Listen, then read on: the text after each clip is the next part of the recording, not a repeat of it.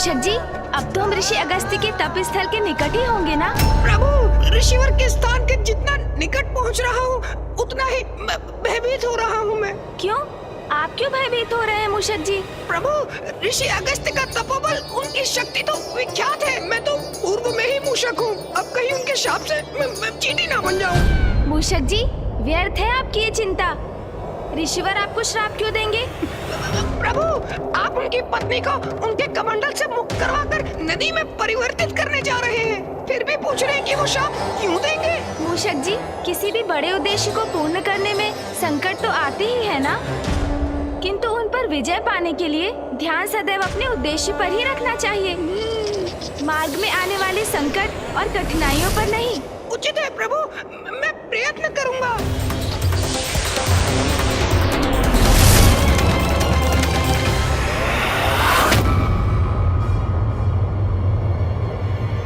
वो देखिए मूषक जी, हो रहे ऋषि अगस्त्य। प्रभु के कहने पर भी मैं भयमुक्त होकर ऋषिवर के निकट जाने का साहस ही नहीं जुटा पा रहा हूँ। मूषक जी, क्या हुआ? आपने अपनी गति धीमी क्यों कर ली? चलिए अब शीघ्र नीचे उतरिए। प्रभु, मेरा सुझाव मानिए तो आपको जो भी उपाय करना है यही ऊपर से कर लीजिए प्रभु। शीघ्रता से हमारा कार्य संपन्न भी हो जाएगा, फिर नीचे जाने की आवश्यकता ही क्या है। मूषक जी, ये क्या कह रहे हैं आप? क्या ये विचार है आपका कि मैं ऋषिवर का कमंडल उठाकर यहाँ से ओझल होकर ये कार्य संपन्न करूँगा? उत्तम, अति उत्तम योजना है प्रभु। आप ना ऋषिवर का कमंडल उठा लीजिए, अपने हाथ में लेते ही उसे पलट दीजिएगा। हो गया कार्य पूर्ण, और इस प्रकार अति शीघ्र हमारे उद्देश्य की पूर्ति होगी, और जब तक ऋषि अगस्त्य के नेत्र खुलेंगे हम यहाँ से जा चुके होंगे प्रभु। मूषक जी, हम यहाँ चौर्य कर्म करने नहीं आए हैं। हम सर्वप्रथम ऋषि अगस्त्य को उनके तप से बाहर निकालेंगे, समझाने का प्रयास करेंगे उन्हें, और उसके लिए तो आपको सर्वप्रथम नीचे उतरना होगा। जी प्रभु। स्मरण रखिए मूषक जी, किसी अनुचित कर्म का विचार भी हमारे प्रयासों को निरर्थक कर देगा। क्षमा कीजिएगा प्रभु, मैं नीचे उतरता हूँ प्रभु।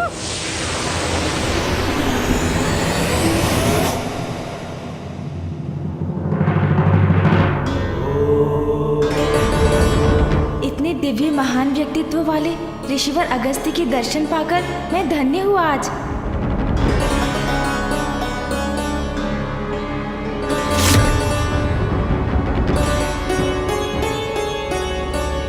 पुत्र, तुम्हें कावेरी नदी को मुक्त कराना होगा ताकि इसका जल जन जन तक पहुंच सके। ऋषिवर अगस्त्य का ध्यान मुझे भंग करना ही होगा ताकि मैं संपूर्ण वन्य जीव जंतुओं, वृक्ष आदि व मनुष्यों के प्राण रक्षित कर सकूं। प्रभु, जो भी करना है शीघ्र करिए ना, जिससे हम भी शीघ्र यहाँ से प्रस्थान कर सके। मूषक जी, ऋषिवर को उनके तप से बाहर लाने की उचित युक्ति का विचार करने दीजिए मुझे। युक्ति का विचार?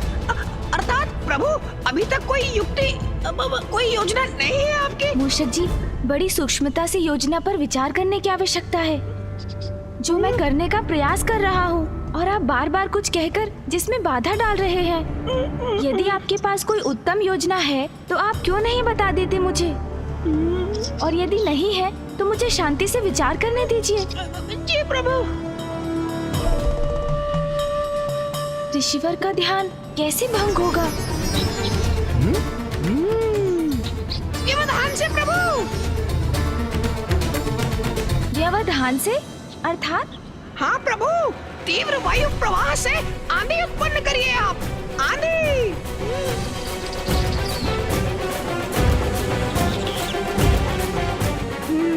उचित है मूषक जी। जी प्रभु।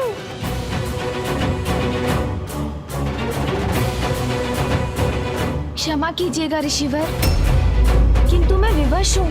मुझे इस क्षेत्र के उद्धार के लिए ये आंधी उत्पन्न करनी पड़ रही है।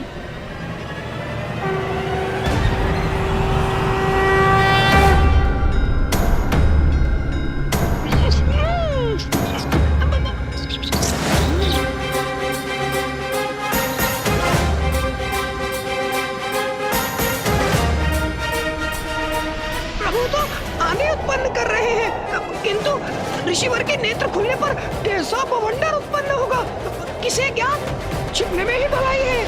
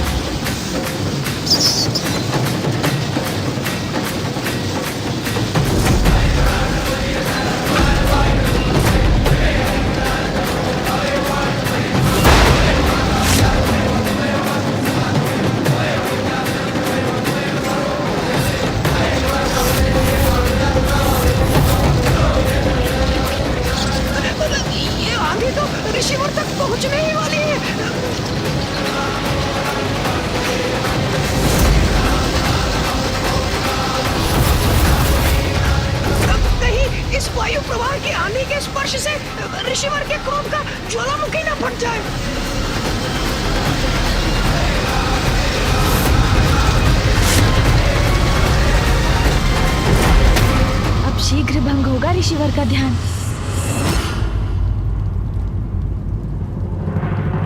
विश्वास है मुझे गणेश सर्व समर्थ है, किंतु फिर भी मैं सशंकित हूँ। कहीं उसके साथ कुछ अप्रिय न घट जाए। गणेश का यह प्रयास सफल होने से अनेकों चिंताओं का अंत होगा। ऋषि अगस्त्य का क्रोध जागृत हुआ तो एक नवीन संकट उत्पन्न होगा।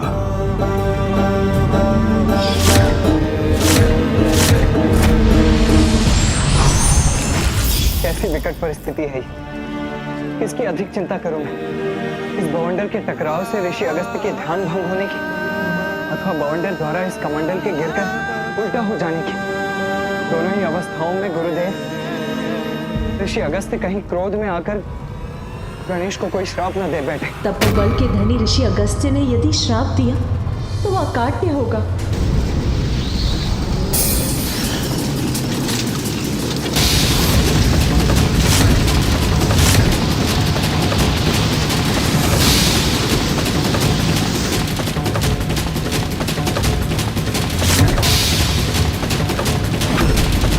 प्रतीत होता है ऋषिवर का कमंडल अब गिरने ही वाला है।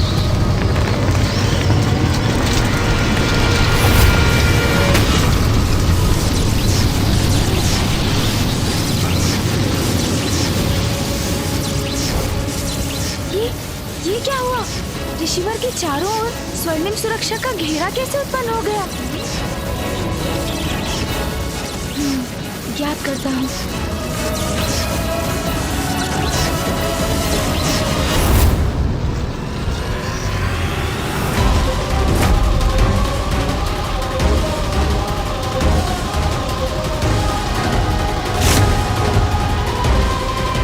ये क्या? ये बवंडर तो इसी ओर लौट रहा है। हाँ प्रभु। मूषक जी सावधान।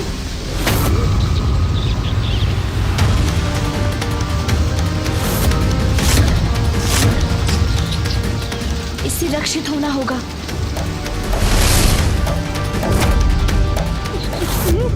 अब मैं कैसे बचूं?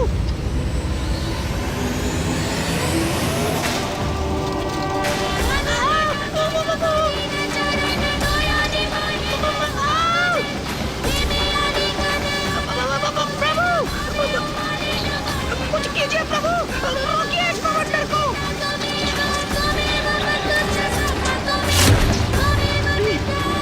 इस बवंडर को आकाश की ओर धकेल देता हूँ मैं।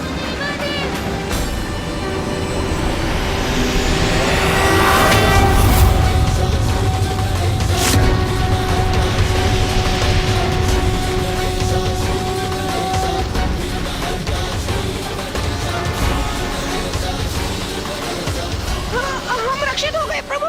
मूषक जी अब हम सुरक्षित हैं। अब ये वायु प्रवाह तो शांत हुआ, किंतु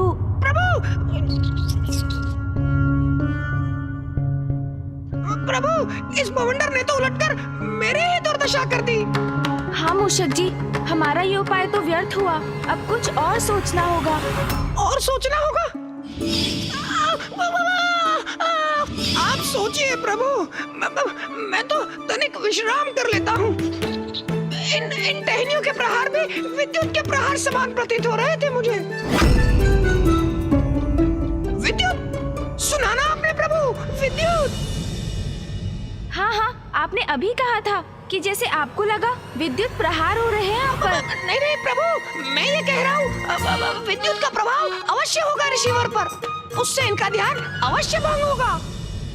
हाँ, कदाचित ये उचित रहेगा मूषक जी।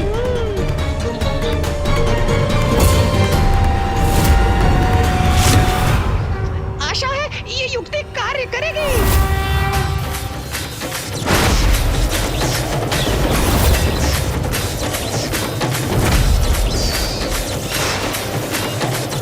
मैंने वायु का सुझाव दिया था तो विद्युत के समान प्रतीत हुआ था। अब विद्युत के सुझाव से कहीं अग्निबाण न हो जाए मुझ पर। मेरा तो छिपना ही उचित है।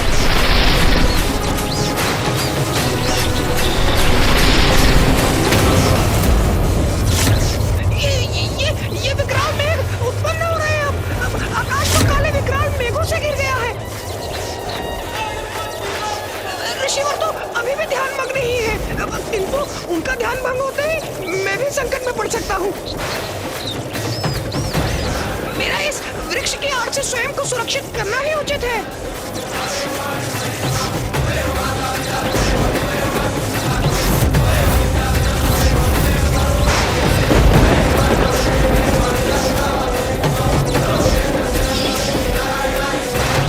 प्रभु के समान मैं भी वृक्ष के ऊपर चढ़कर ही सुरक्षित हो सकूंगा।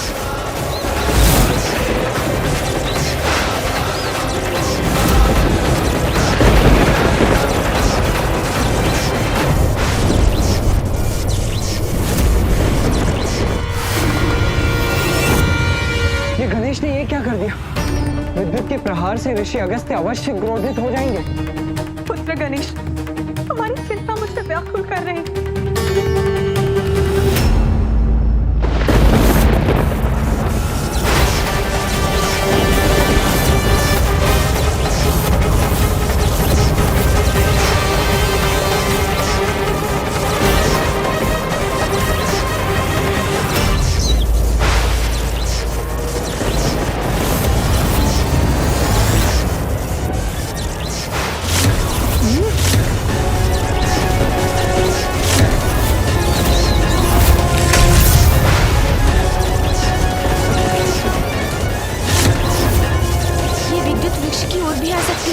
मुझे इस वृक्ष से दूर हट जाना चाहिए। ये कैसे संभव है? ये विद्युत तो मेरी ओर ही आ रही है।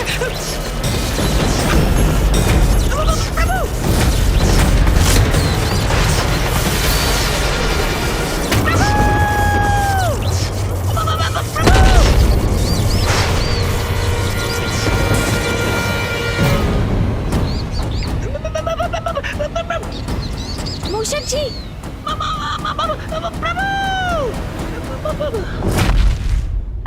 आप कुशल तो है ना मूषक जी? वृक्ष के ऊपर क्यों चढ़ गए थे आप? वृक्ष विद्युत को अपनी ओर आकर्षित करता है, ये तो आपको भी ज्ञात होगा ना मूषक जी? हाँ प्रभु।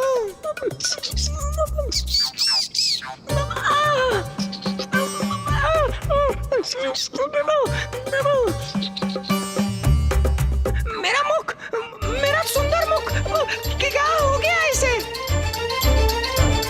देखिए प्रभु, मेरी सुंदर मुख पर कैसे काली मां छा गई है।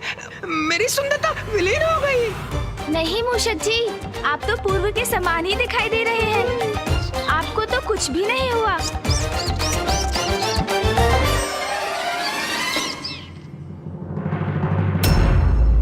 मूषक जी, बवंडर और विद्युत तो ऋषिवर का स्पर्श भी नहीं कर सके।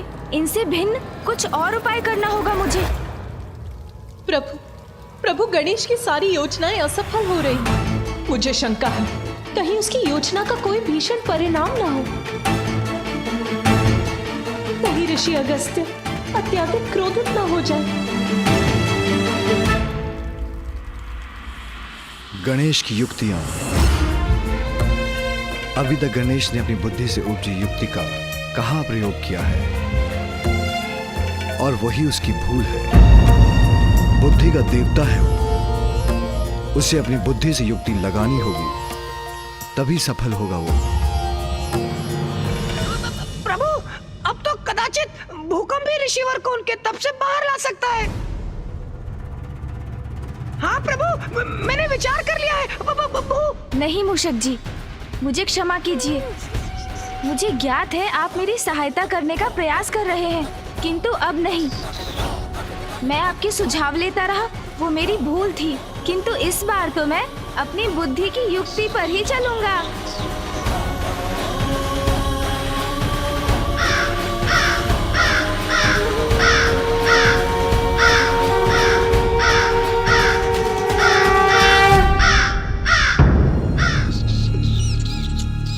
काग? प्रभु! मूषक जी,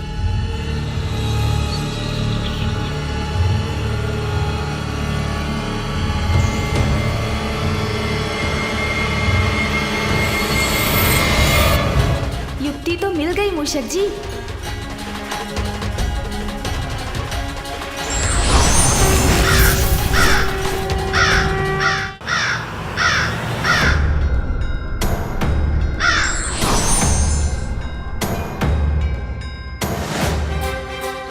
प्रभु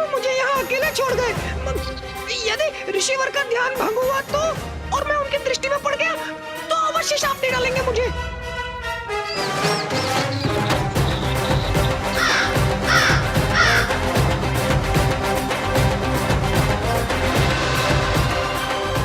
यदि मैंने ऊपर से कमंडल तक पहुंचने की चेष्टा की तो ऋषिवर का सुरक्षा घेरा अवश्य मुझे रोक देगा।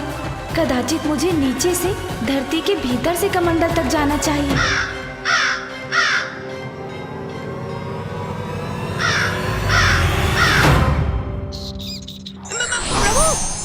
प्रभु, आप लौट आए। हाँ मूषक जी, लौट आया मैं, क्योंकि मुझे आपको एक कार्य सौंपना है।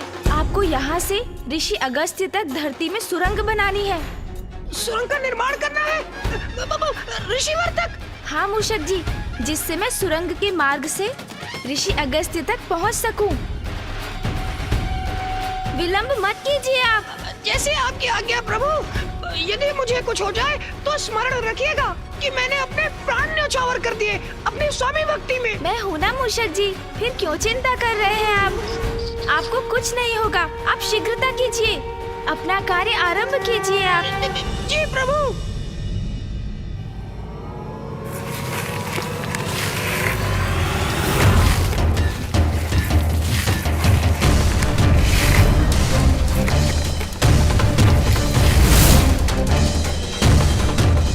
मूषक जी, सुरंग का कार्य पूर्ण हो गया?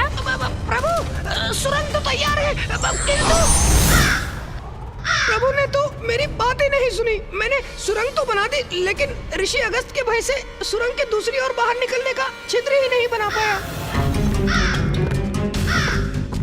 ये क्या? मूषक जी ने तो कार्य अधूरा ही छोड़ दिया। सुरंग से बाहर निकलने के लिए छिद्र मुझे ही बनाना होगा।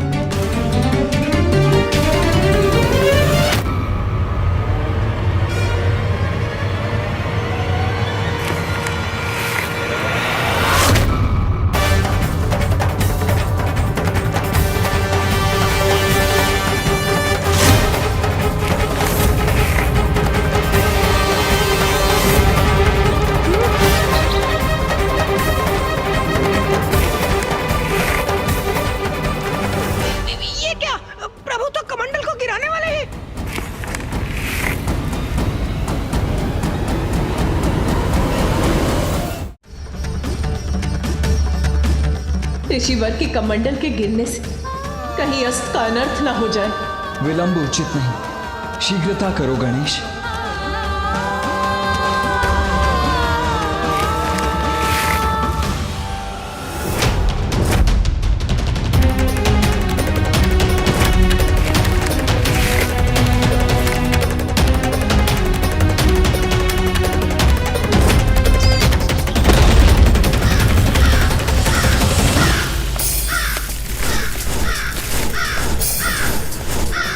कमंडल तो पुनः स्थित हो गया।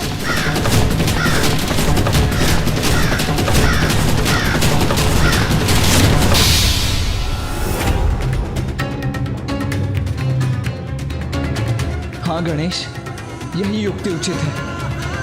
अपने पंख से उलट दो कमंडल को, मुक्त कर दो माँ लोपामुद्रा को। हाँ प्रभु, उचित है। आपके पंख फड़फड़ाने से कमंडल गिर जाएगा।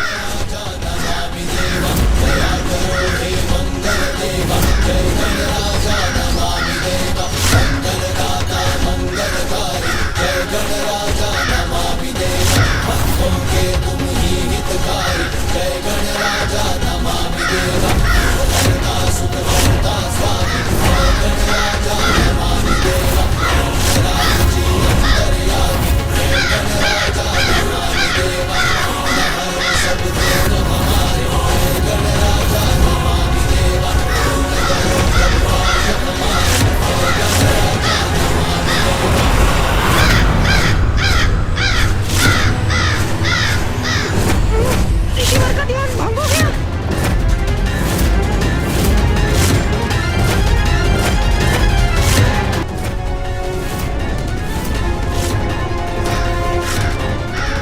ऋषिवर के मुखमंडल पर क्रोधाग्नि स्पष्ट दिखाई दे रही है। कदाचित इसका परिणाम अच्छा नहीं होगा।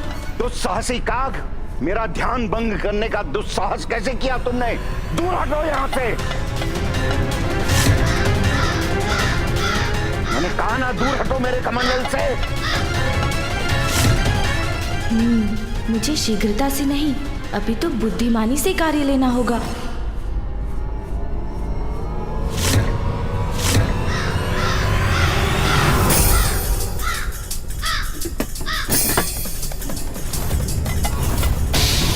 इस काग का इतना दुस्साहस मेरे कमंडल का जल पीने को आतुर है।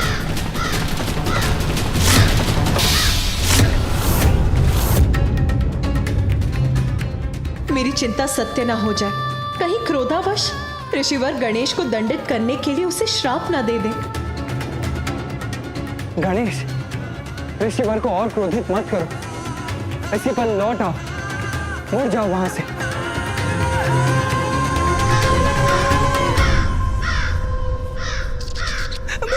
प्रभु संकट में है। नहीं नहीं, मुझे उनकी सहायता के लिए कुछ करना होगा।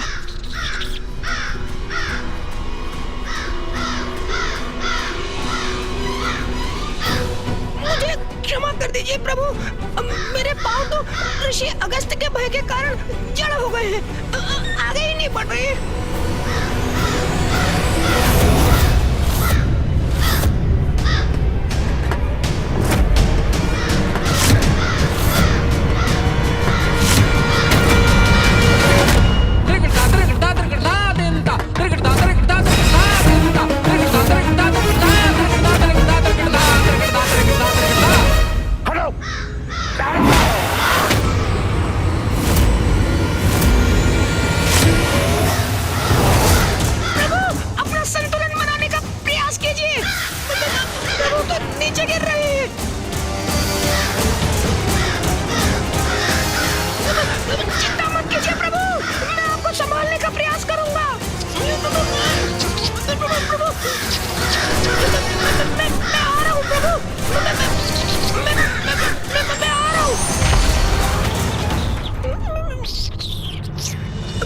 प्रभु, आप कुशल तो हैं? ऋषिवर ने तो आपको आकाश में ही भेज दिया था। हाँ मूषक जी, मैं सुरक्षित हूँ, कुशल भी हूँ। जो हुआ उसमें ऋषिवर का कोई दोष नहीं है। वो तो मात्र अपना कमंडल सुरक्षित करने के लिए अपने हाथ से मुझे दूर करने का प्रयास कर रहे थे और उनका हाथ मेरे पंख पर लग गया, जिससे मैं दूर आकाश की ओर चला गया। सुरक्षित है मेरे पुत्र गणेश।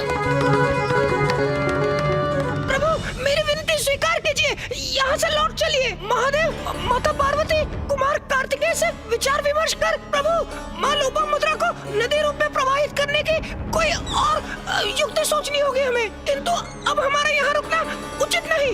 ऋषिवर के क्रोध से पार पाना कठिन है प्रभु। व्यर्थ चिंता कर रहे हैं सभी। गणेश अपना दायित्व निभाना भली भांति जानता है। वो इस संकट का भी हल अवश्य ढूंढ लेगा।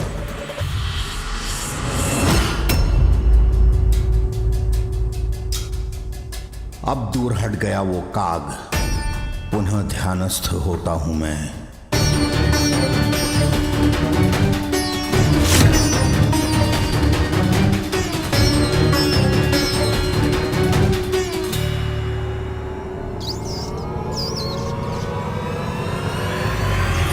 नहीं मूषक जी, अपना उद्देश्य पूर्ण किए बिना हम यहाँ से कदापि नहीं लौटेंगे। स्थिति विकट है। ऋषि अगस्त्य का क्रोध सर्वज्ञात है, किंतु कठिनाई से भयभीत होकर हम पीछे भी नहीं हट सकते। मूषक जी, जब तक माँ लोपामुद्रा कावेरी नदी के रूप में ऋषिवर अगस्त्य के कमंडल से बाहर नहीं आ जाती, मैं यहाँ से नहीं लौट सकता। चाहे इसका कुछ भी परिणाम हो, वो स्वीकार है मुझे। और इसलिए मैं पुनः प्रयास करने जा रहा हूँ मूषक जी।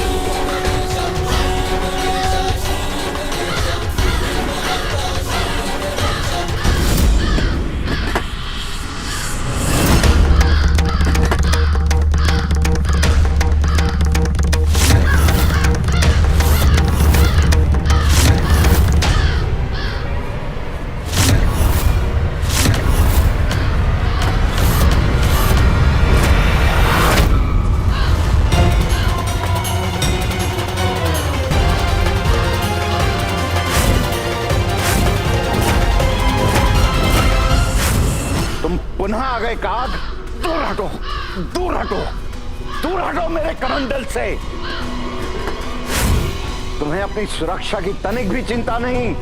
इस बार और भी भयंकर परिणाम होगा।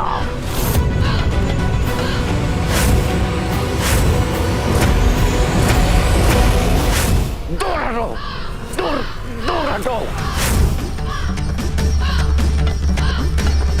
काग, तुमने मेरी चेतावनी सुनी नहीं? दूर हटो यहां से।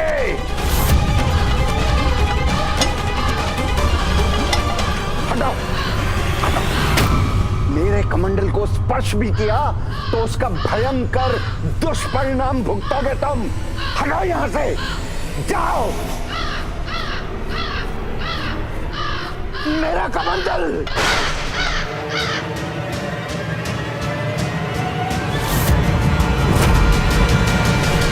उद्दंड काग, इस कमंडल को सुरक्षित स्थान पर रखते ही तेरी उद्दंडता का कठोर दंड दूंगा मैं।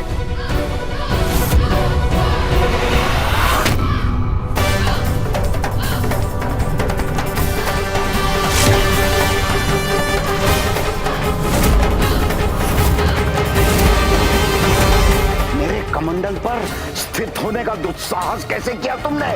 हट जाओ यहां से, हट। काग हठी होते हैं ये तो सर्व ज्ञात है, किंतु तुम्हारा हठ साधारण नहीं है।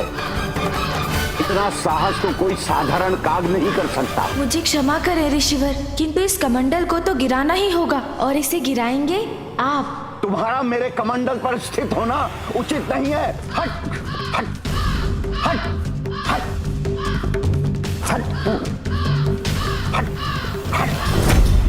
हट।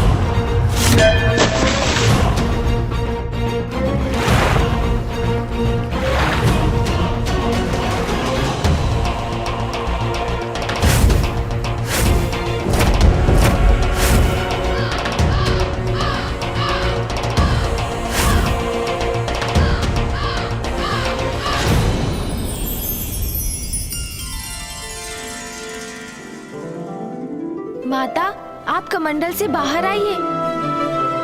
हाँ माता लोपामुद्रा, आपके स्वामी अगस्त्य ऋषि अपने हाथ से आपको प्रवाहित होने का संकेत दे रहे हैं।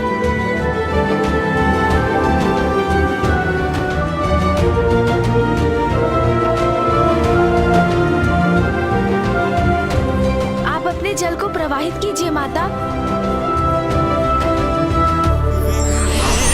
प्रणाम माता लोपामुद्रा। पाद पंकजम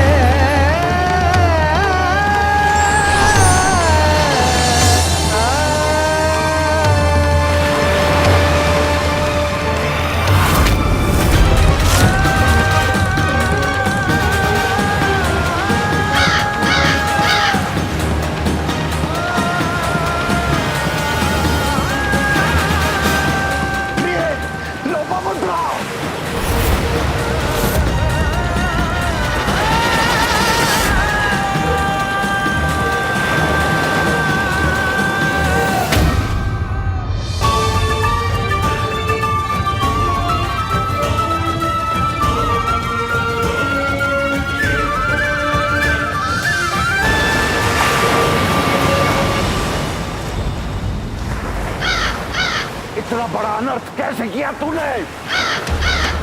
प्रभु, अब ऋषिवर के क्रोध से अपनी रक्षा कैसे करेंगे आप? दुष्ट काग, रुक, मैं तुझे श्राप देता हूँ। ऋषिवर का क्रोध अपने चरम पर पहुंच चुका है।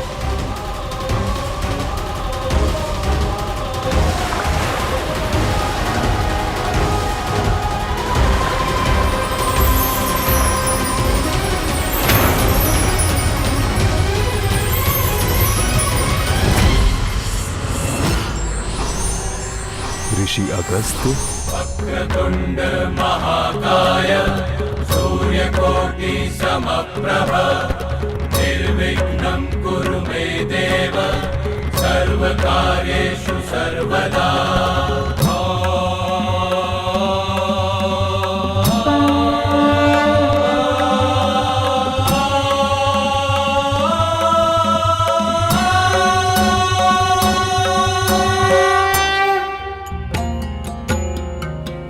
प्रणाम प्रभु महागणपति, प्रणाम प्रथम पूज्य गणेश।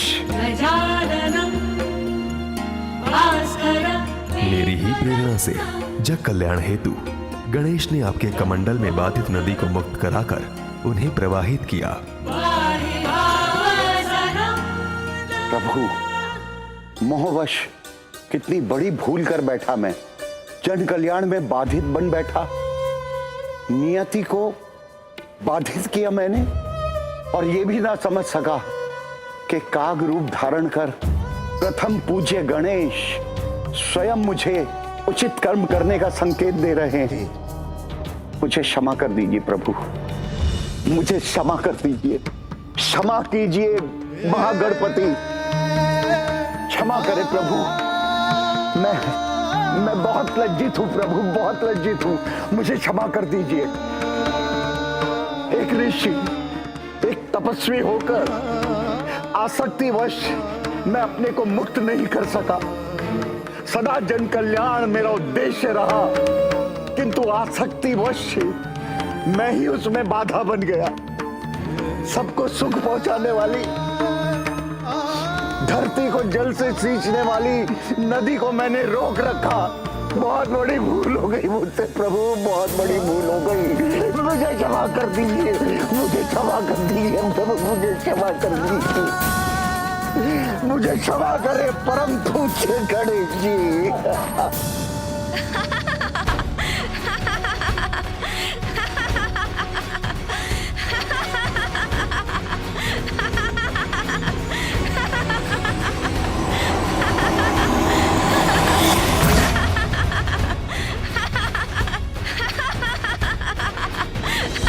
आप मेरी भूल पर हंस रहे हैं परम पूज्य गणेश, उचित है। कदाचित ऐसी भूल का यही उचित परिणाम है। ऋषिवर, आप अभी ये जो कर रहे हैं उसे देखकर मुझे उस समय का स्मरण हो आया जब मामा श्री हरिनारायण ने मेरे समक्ष उठक बैठक कर मुझे हंसाया था। इसलिए मैं ये विधान करता हूँ, आज से जो भी मेरे समक्ष ये दोनों क्रियाएं करेगा, मैं उसकी सभी धर्मोचित मनोकामनाएं यथाशीघ्र पूर्ण करूंगा।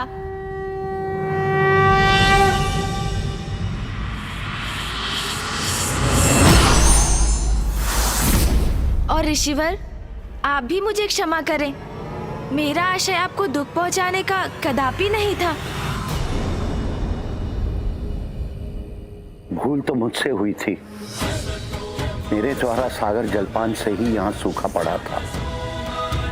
उसी सूखे की समाप्ति के लिए नदी प्रवाहित करना चाहता था, किंतु पत्नी प्रेम वश में मैं स्वयं बाधा बना। ये भी भूल गया कि लोपामुद्रा का जन्म दक्षिण के अकाल को समाप्त करने के लिए ही हुआ था। किंतु अब तो भूल का सुधार भी हो चुका है। देखिए ना ऋषिवर, अब तो नदी प्रवाहित भी हो रही है।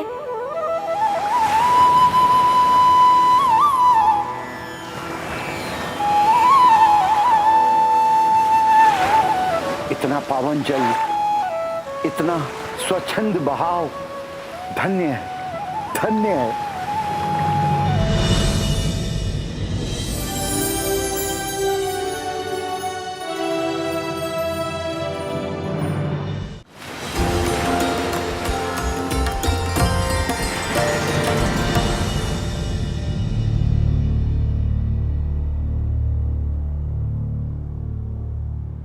प्रभु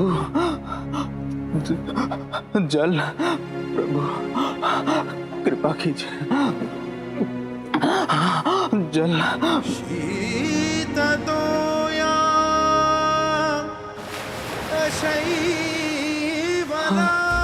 ये मेरा भ्रम है या वास्तव में जलधारा की ध्वनि? हे परमानंदे कुरु करुणामय कातरवंगे तव तट निकटे यस्य निवासः खलु प्रभु, वैकुंठे आप धन्य हैं, आपने मेरी प्रार्थना सुन ली।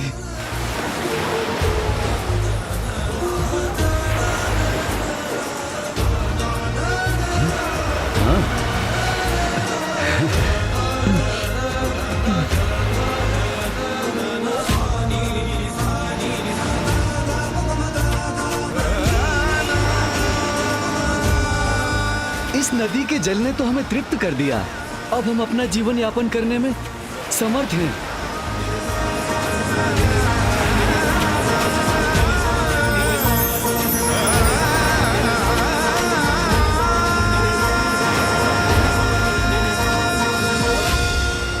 जल से परिपूर्ण हो गया हमारा जीवन। अब कोई कमी नहीं है हमारे जीवन में। इस जलधारा ने तो हमारा जीवन ही सुखमय बना दिया।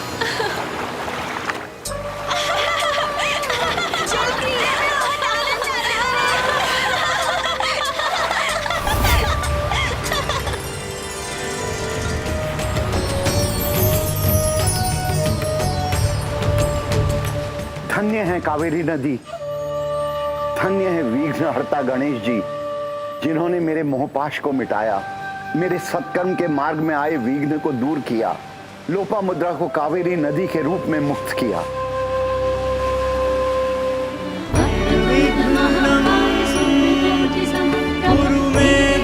माँ लोपामुद्रा का कावेरी नदी के रूप में प्रवाहित होने से मेरा कार्य संपन्न हुआ। अब दक्षिण में कभी जल का अभाव नहीं रहेगा। देखा स्वामी, जो कोई नहीं करना चाहता था, जो कोई नहीं कर सकता था, वो हमारे पुत्र गणेश ने कर दिखाया। घटनाओं के इस क्रम ने मुझे महादेव के समक्ष अपनी चिंता व्यक्त करने का अवसर नहीं दिया, किंतु अब सभी के यहाँ से प्रस्थान के बाद मैं उन्हें अपनी दुश्चिंता के विषय में बताऊंगा। कदाचित अभी उसमें विलंब नहीं हुआ है।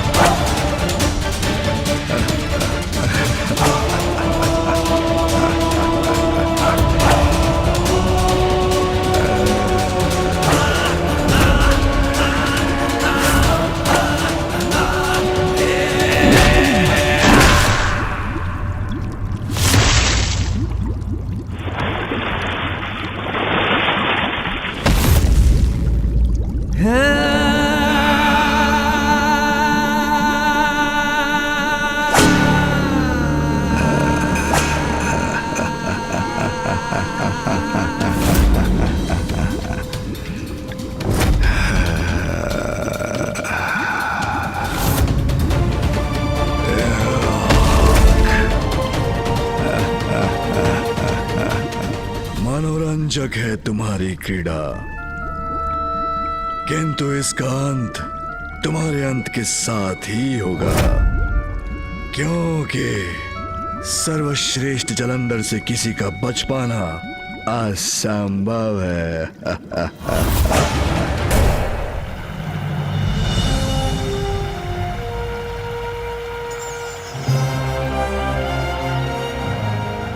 ऋषिवर, आपके कमंडल से निकला कावेरी कावेरी नदी का ये जल सदा क्षेत्र को हरित रखेगा और यहाँ सदा समृद्धि का विस्तार करेगा।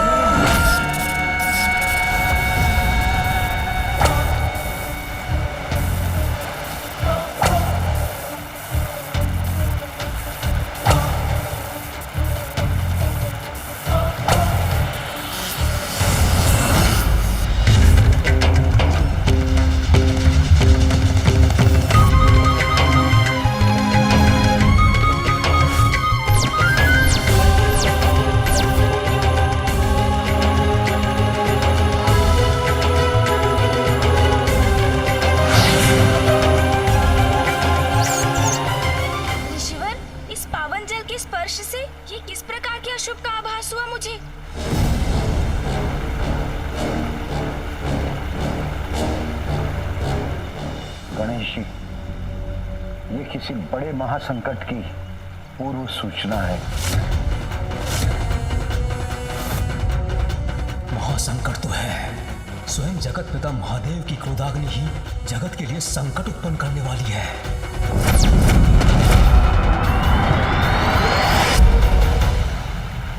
संसार अवश्य किसी भयंकर महासंकट का सामना करने वाला है गणेश जी।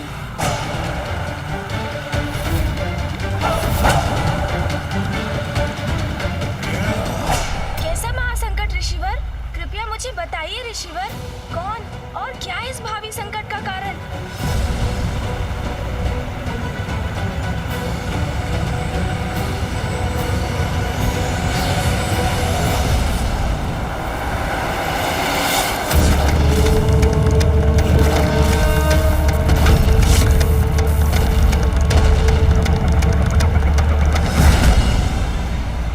महादेव की क्रोधाग्नि, महादेव की क्रोधाग्नि, महादेव की क्रोधाग्नि, महादेव की क्रोधाग्नि। महादेव, वो है आपकी क्रोधाग्नि।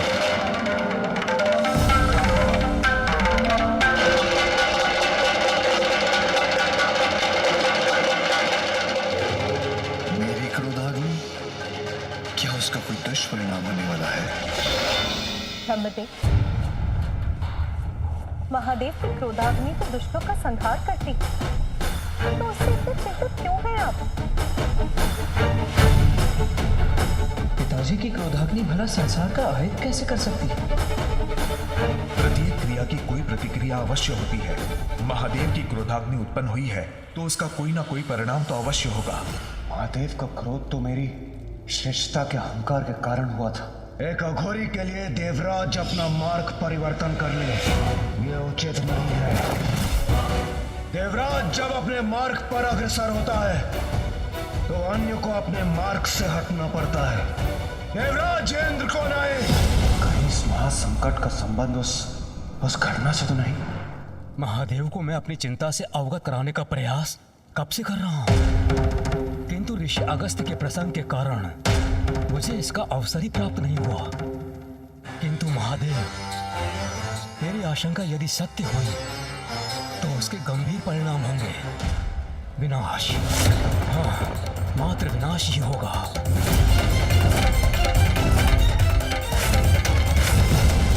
ब्रह्मदेव, आप स्पष्ट कहिए, आपकी आशंका का कारण क्या है?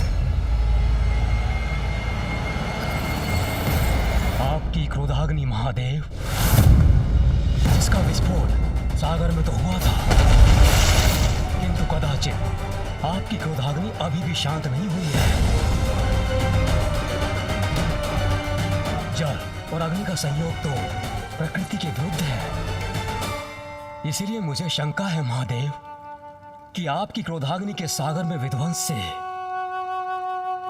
किसी ऐसे अपराकृतिक अति शक्तिशाली अस्तित्व का जन्म हुआ है जो महासंकट बनकर हम सभी पर छा जाएगा। ऐसा क्या महासंकट हो सकता है जिसे त्रिदेव भी नहीं मिटा सकते?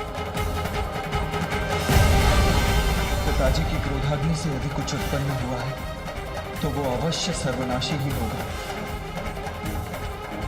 मेरे देवलोक पर पुनः संकट के मेघ मंडराते प्रतीत हो रहे हैं।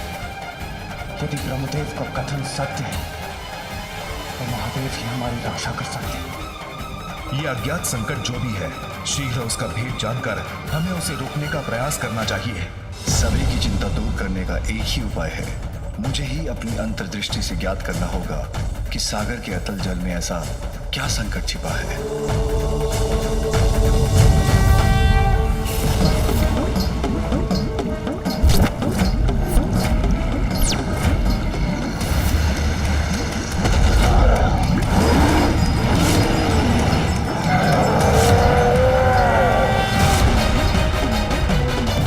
महासंकट तो अवश्य उत्पन्न हो गया है।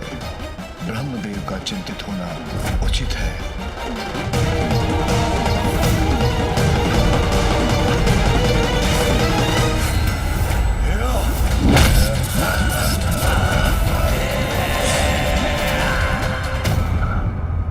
नहीं नहीं, क्या हुआ ऋषिवर? ऐसा क्या देखा आपने जिससे आप भी व्यग्र हो उठे? अत्यंत भयंकर है महादेव की क्रोधाग्नि का ये रूप। सागर के जल में जन्मा है। सर्वश्रेष्ठ जलंधर हूं मैं। जलंधर जलंधर जलंधर।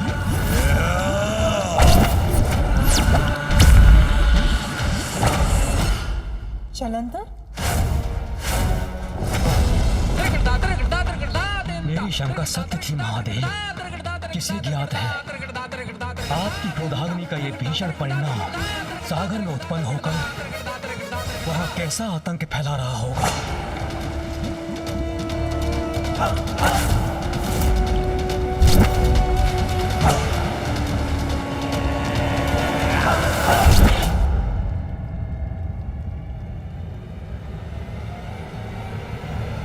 महादेव की क्रोधाग्नि के समक्ष तो कोई नहीं टिक सकता, तो फिर ये जलंधर कौन है जो इससे भी रक्षित रहकर जीवित रहा?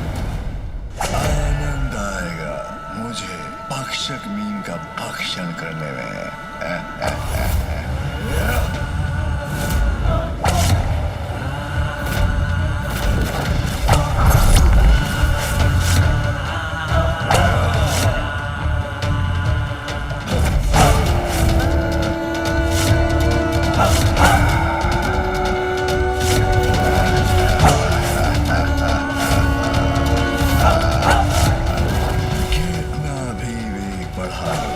सुरक्षित नहीं हो तुम। मैं सर्वश्रेष्ठ जलंधर पराजय स्वीकार नहीं करता।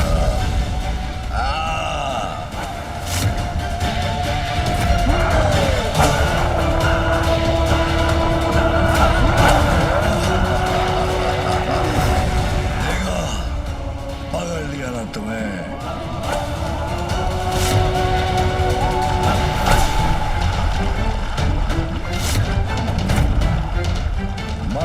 सर्वश्रेष्ठ जलंधर, मुझसे कोई बच नहीं सकता।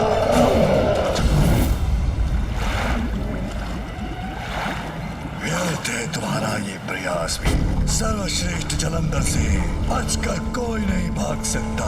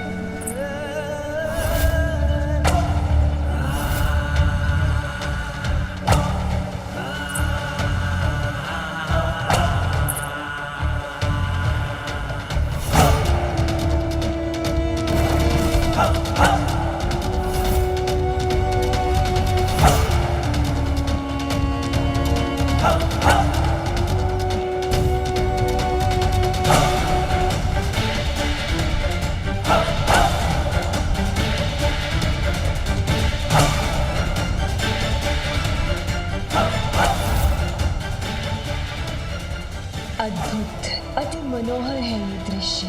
कितने बलिष्ठ, कितने आकर्षक हैं ये।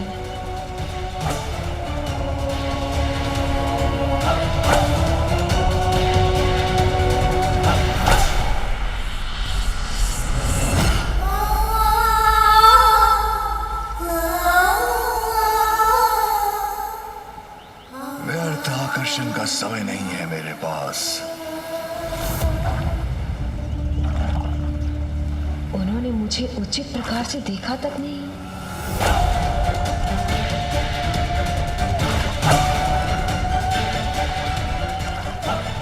उनके द्वारा अपना ये तिरस्कार स्वीकार नहीं है मुझे। ओम श्री विष्णुवे नमः। ओम श्री विष्णुवे नमः।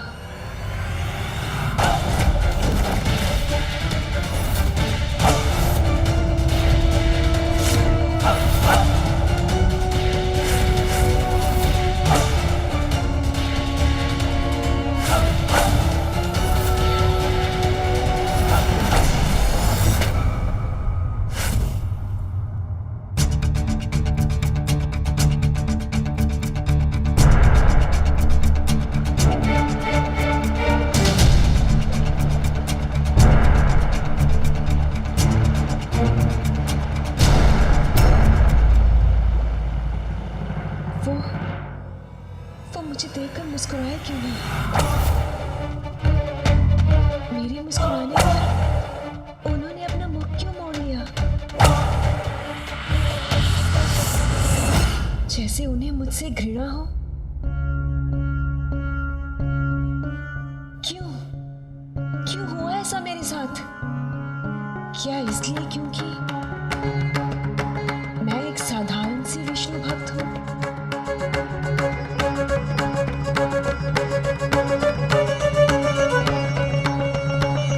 ओम श्री विष्णुवे नमः। ओम श्री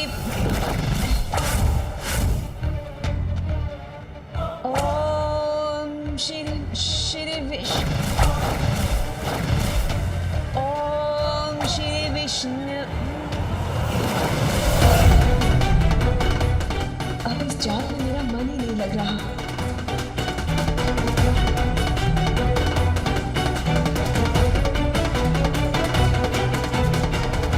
व्यर्थ है ये तप, ये जाप जो मैं सदा से करती आई हूं, जिसे मैंने अपने पति रूप में चुना, उसे अपनी ओर आकर्षित भी ना कर सकी मैं, तो क्या लाभ है ऐसी विष्णु भक्ति का?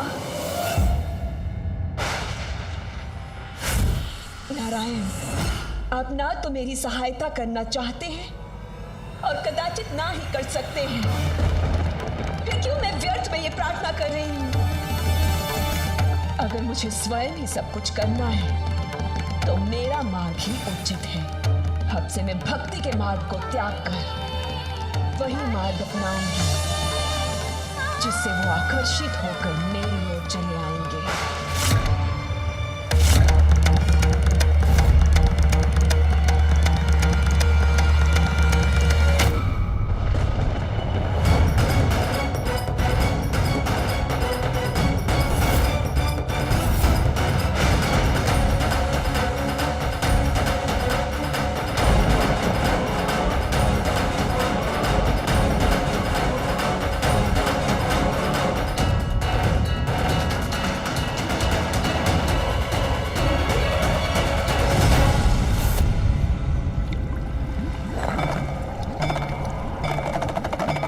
स्वादिष्ट भोजन के बाद अब इसे अपना अस्त्र भी बनाऊंगा मैं।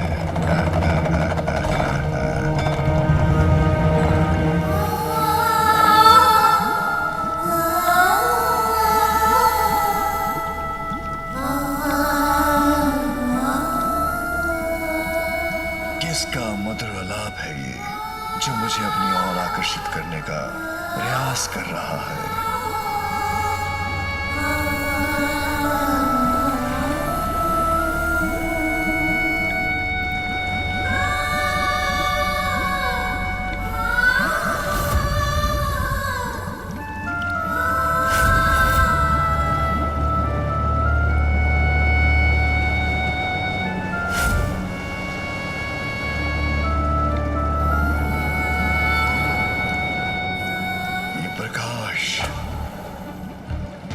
कदाचित वहीं से आ रहा है ये स्वर।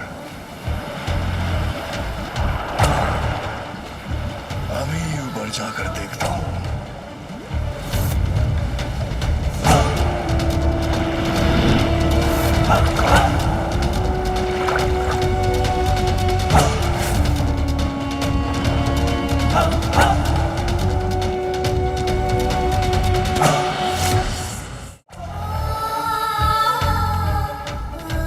कौन है ये जो वहां तट पर खड़ी अपने मधुर आलाप से मुझे लुभा रही है?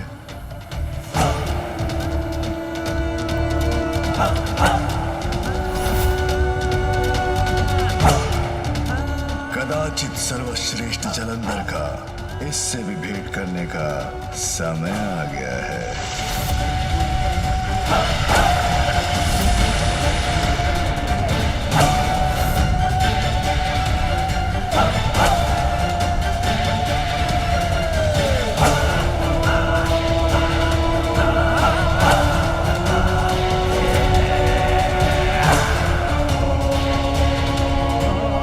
यही तो थी, कहाँ गई?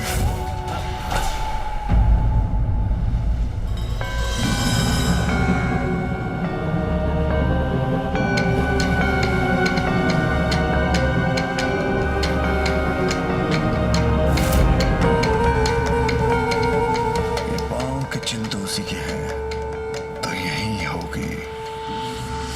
क्रीड़ा कर रही है मेरे साथ।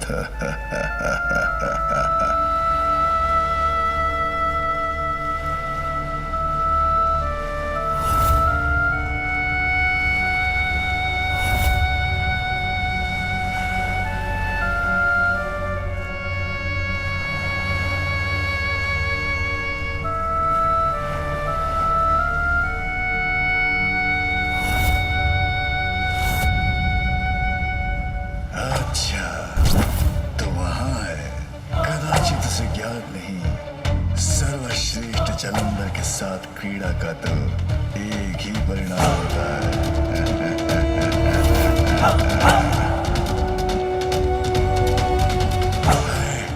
अब कहाँ चली गई?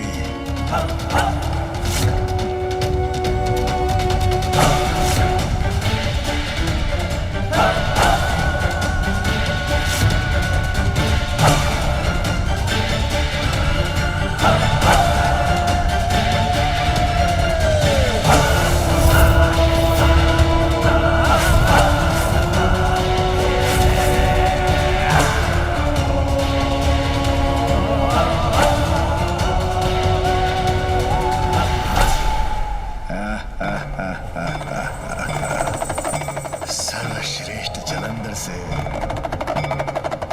लुका छिपी। अभी इस लुका छिपी की क्रीड़ा का अंत करता हूँ।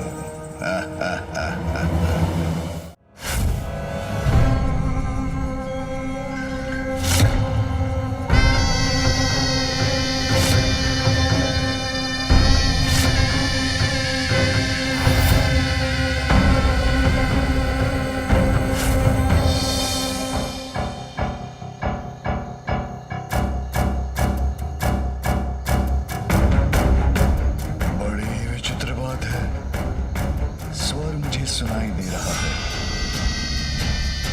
किंतु मेरी दृष्टि से अदृश्य हो रही है स्वर की स्वामिनी।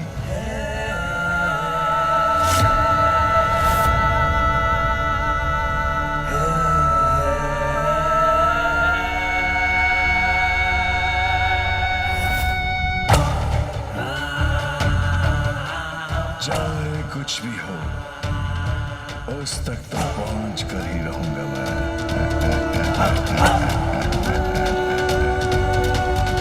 मैं सर्वश्रेष्ठ जलंधर तुम्हारे निकट आना चाहता हूं। रुक जाओ, समीप आने दो मुझे।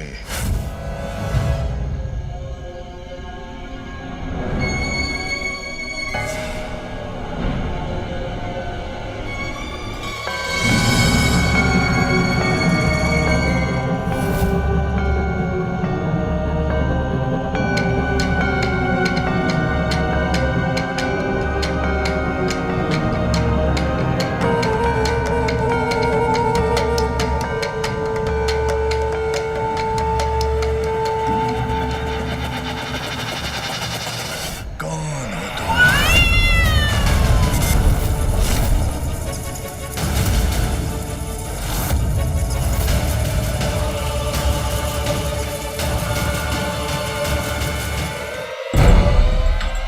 इतना क्यों सताया मुझे? कब से तुम्हारी प्रतीक्षा कर रही हूं मैं। कौन है ये मायाविनी? मेरी प्रतीक्षा क्यों कर रही थी ये?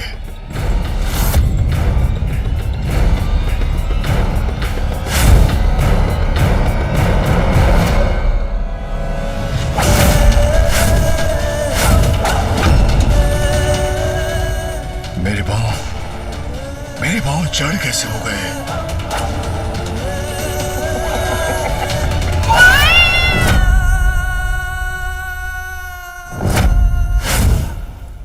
ये कैसा मकड़ जाल है?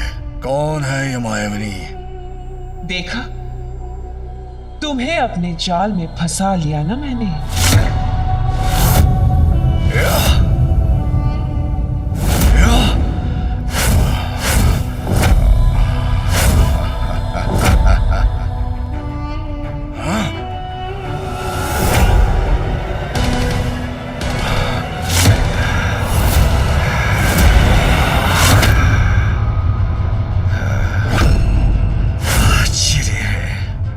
संपूर्ण शक्ति लगाकर भी इससे मुक्त नहीं हो पा रहा हूं मैं। कौन हो तुम?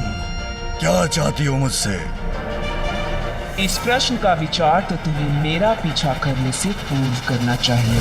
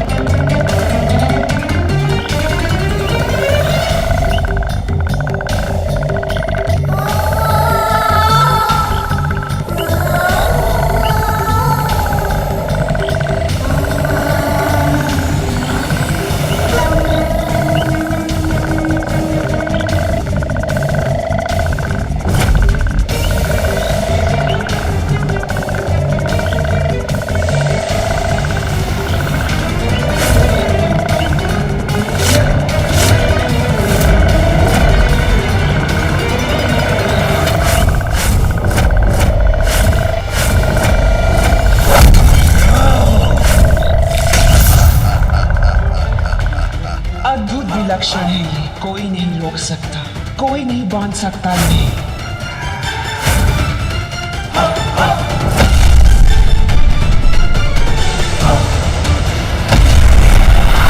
सर्वश्रेष्ठ जलंधर हूं मैं। मेरा बल ही मेरा परिचय है। मेरे साथ क्रीड़ा, इसका परिणाम भयंकर ही होगा। भयंकर परिणाम? उसमें तो मुझे अपार आनंद आएगा।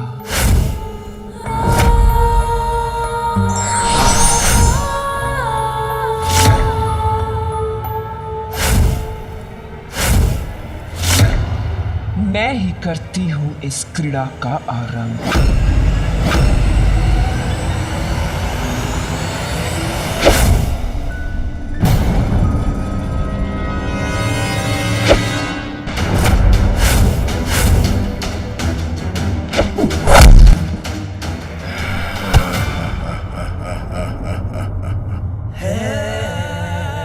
इस क्रीड़ा का अंत मैं करूंगा।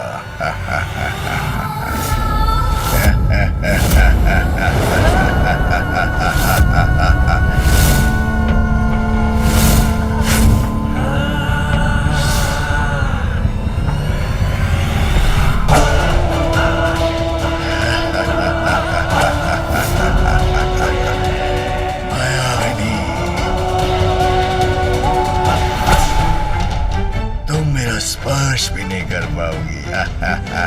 सर्व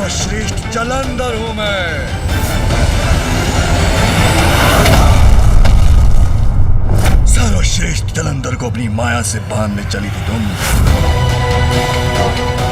हाँ? रुक जाओ, अभी इस क्रीड़ा का अंत नहीं हुआ है। तुम मेरे मुंहपाश से बचकर कहीं नहीं जा सकते, सर्वश्रेष्ठ जलंधर। रुक जाओ जलंधर, मैं तुम्हें जाने नहीं दूंगी।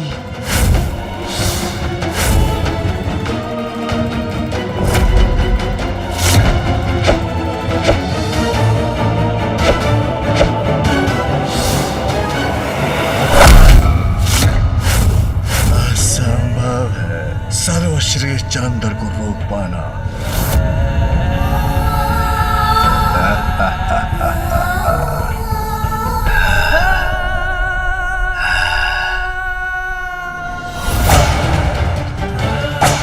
ऐसा क्यों प्रतीत हो रहा है मुझे, जैसे मैं इस राक्षसी से परिचित हूं।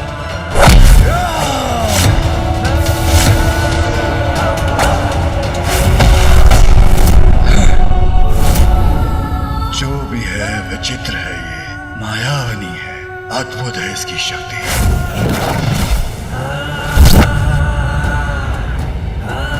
मुझे वश में करना चाहती हो ना तुम? तो आओ, प्रयत्न करके देख लो।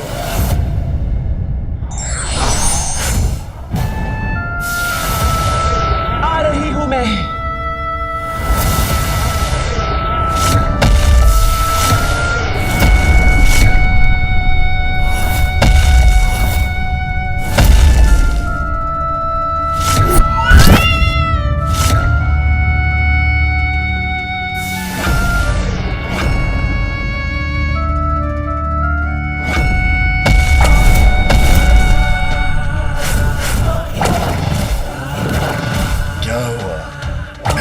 पकड़ पा रही हो ना मुझे?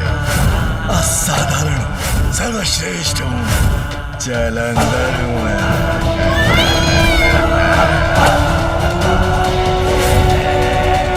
इसकी कलाई की कंगन की चमक मुझे कुछ स्मरण करा रही है।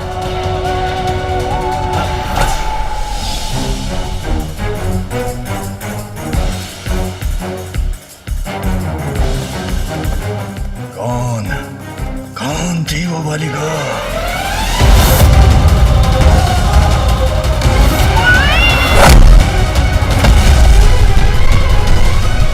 क्या हुआ, मुझसे अपनी रक्षा नहीं कर सके ना तुम? लो, कर लिया मैंने तुम्हें अपने वश में। अब हुआ हमारी इस क्रीड़ा का अंत।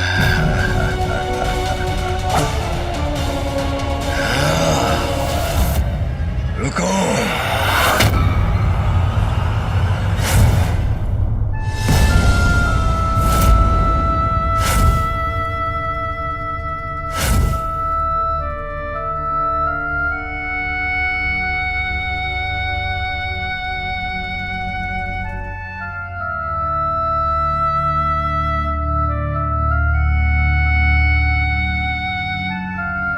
ये कंगन तो मैंने पूर्व में भी कहीं देखा है।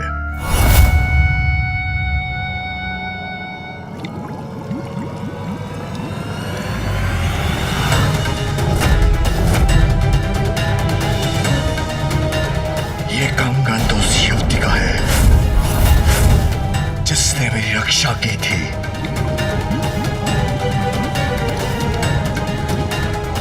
ये कंगन तुम्हें कैसे प्राप्त हुआ? क्या तुमने इस युवती का वध कर उसको अपना आहार बना लिया है? बोलो, मेरे प्रश्नों का उत्तर दो। बोलो, क्या किया तुमने उसके साथ? शांत क्यों हो? मेरे प्रश्नों का उत्तर दो।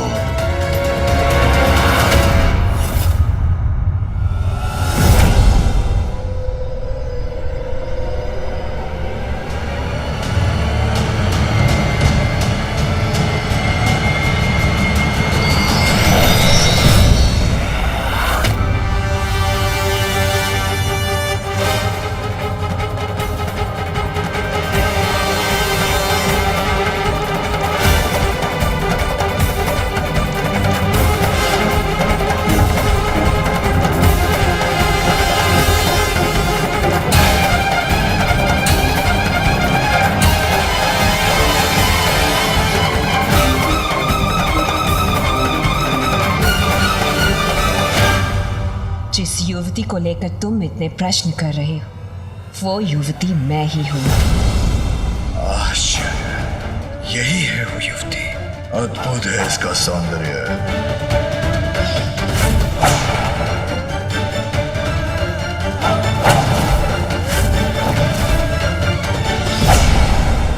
किंतु जब मैंने तुम्हें देखा था तब तो तुम साधारण सी युवती थी, तो अब तुमने ये रूप कैसे धारण किया? इतना परिवर्तन क्यों और कैसे? तुम्हारे लिए। ये सब मैंने सिर्फ तुम्हारे लिए किया है जलंधर। मेरे लिए? अर्थात? अपनी बाल्यावस्था से ही मैं सदा विष्णुदेव की भक्ति में लीन रहती थी। फिर एक दिवस मेरी दृष्टि तुम पर पड़ी और उस दिवस से मैं नारायण की भक्ति को छोड़कर तुम्हारी भक्त हो गई।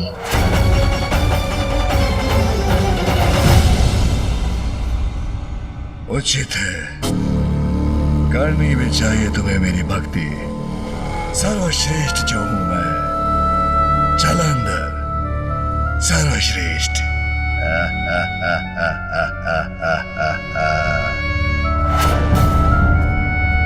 किंतु तुम्हारे पास तो मेरे लिए समय ही नहीं था।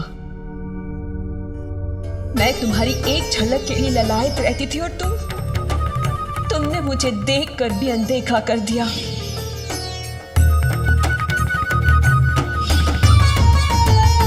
कदाचित उस रूप में मैं तुम्हारे योग्य ना थी, इसीलिए उस दिवस मैंने निर्णय लिया कि यदि तुम्हें पाना मेरे जीवन का ध्येय है तो मुझे तुम्हारे योग्य, तुम्हारे जैसा बनना होगा।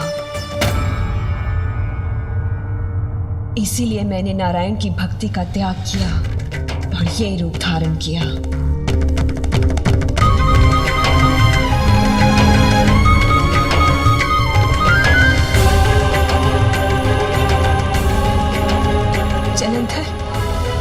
जलंधर, मैं नारायण की भक्ति नहीं, मैं तो केवल तुम्हें पाना चाहती हूँ।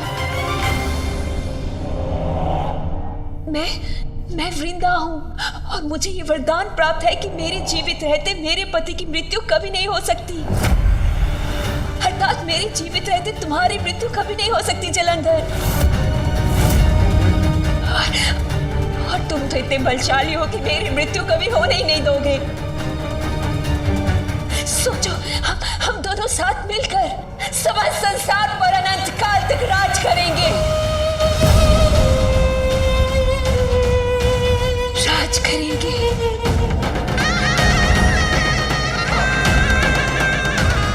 उचित है।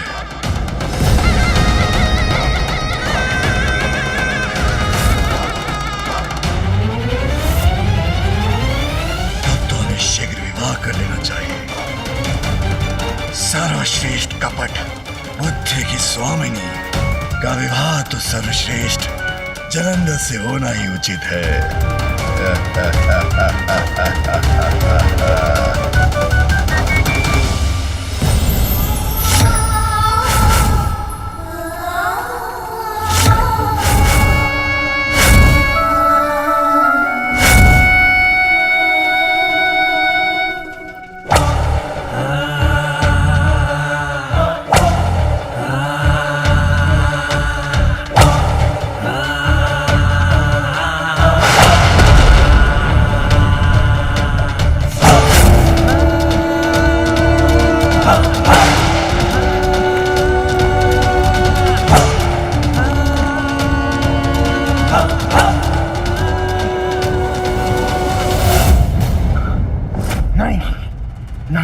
क्या हुआ ऋषिवर?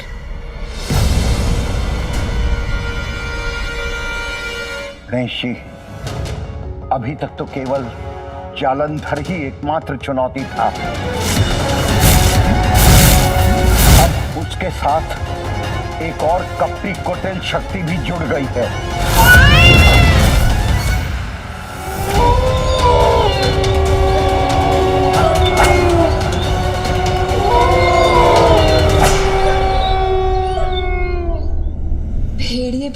विवाह से आनंदित हैं, उसका उत्सव मना रहे हैं।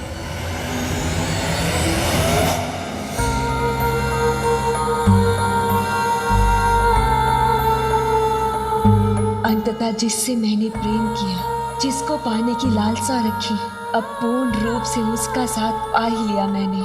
कोई बात नहीं कर सकता वृंदा के पति का अर्थात सर्वश्रेष्ठ जलंधर अब अमर हुआ। स्वामी, क्या विचार कर रहे हैं आप?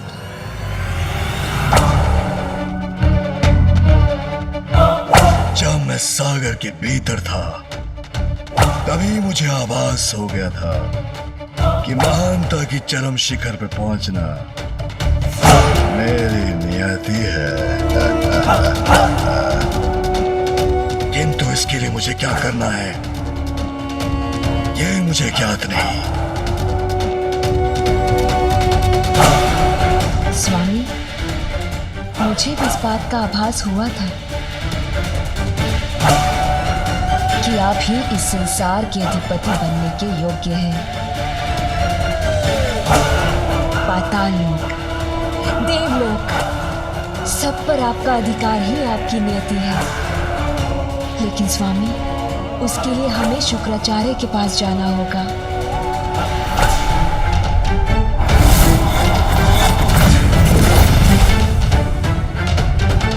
शुक्राचार्य? हाँ स्वामी, असुर गुरु है शुक्राचार्य। वही हमें संसार पर विजय प्राप्ति का मार्ग सुझाएंगे। गुरु शुक्राचार्य के मार्गदर्शन में स्वामी अवश्य सर्वोच्च पद पर स्थापित होंगे। सर्वश्रेष्ठ जलंधर अब महानतम जलंधर भी होगा। गणेश जी, मैं आपकी क्या सहायता कर सकता हूँ? ऋषिवर, आपने मुझे इस संकट से अवगत कराया, यही पर्याप्त सहायता है मेरे लिए। अब मुझे यथाशीघ्र कैलाश लौटकर पिताश्री के साथ इस पर विचार विमर्श करना चाहिए। उचित है गणेश जी, महादेव ही इस भयंकर संकट का हल सुलझा सकते हैं। आप शीघ्र प्रस्थान कीजिए, मैं यही लोपामुद्रा का स्मरण करते हुए ध्यान मग्न होता हूँ।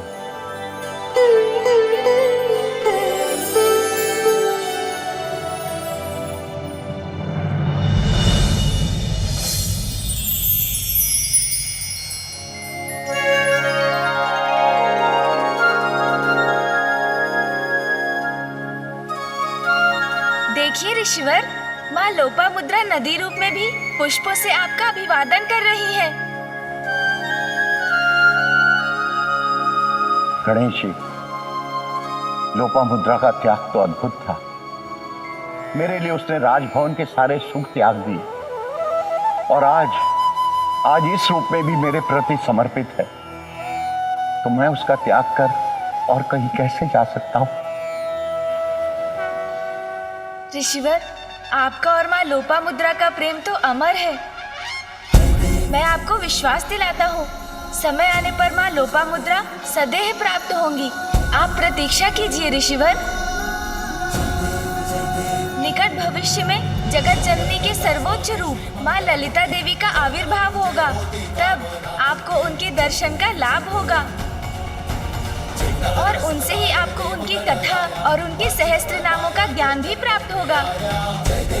आपके माध्यम से माँ ललिता के सहस्त्र नाम उजागर होंगे और माँ लोपामुद्रा से पूर्वजों के उद्धार हेतु आपको संतान की प्राप्ति भी होगी।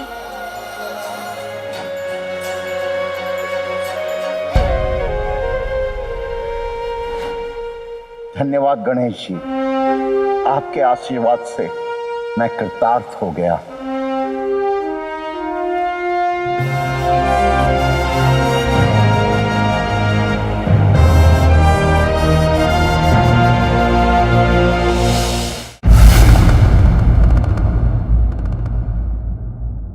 पिताजी, जलंधर को लेकर ब्रह्मदेव की चिंता हमारी चिंता भी तो है।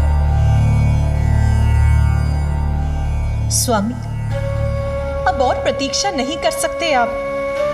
इस संकट का निवारण शीघ्र ही करना होगा।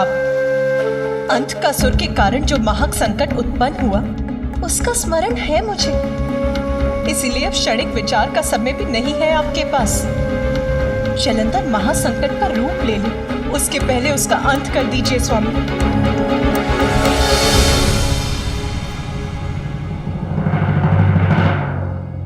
मेरी क्रोधाग्नि से अवश्य उत्पन्न हुआ है जलंधर।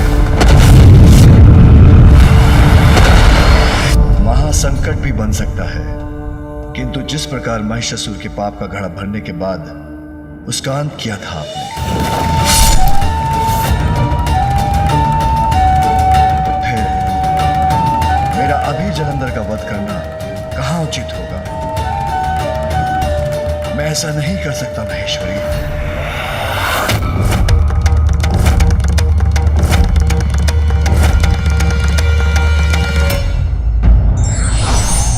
से पूर्व भगवान सभी को समान रूप से अवसर देते हैं। ये व्यक्ति पर निर्भर करता है कि वो धर्म का मार्ग चुनता है या अधर्म का। विघ्नहर्ता श्री गणेश के अद्भुत शक्तियों से भरे वीडियोस देखने के लिए चैनल को सब्सक्राइब करना न भूलें और साथ ही बेल आइकॉन भी दबाएं।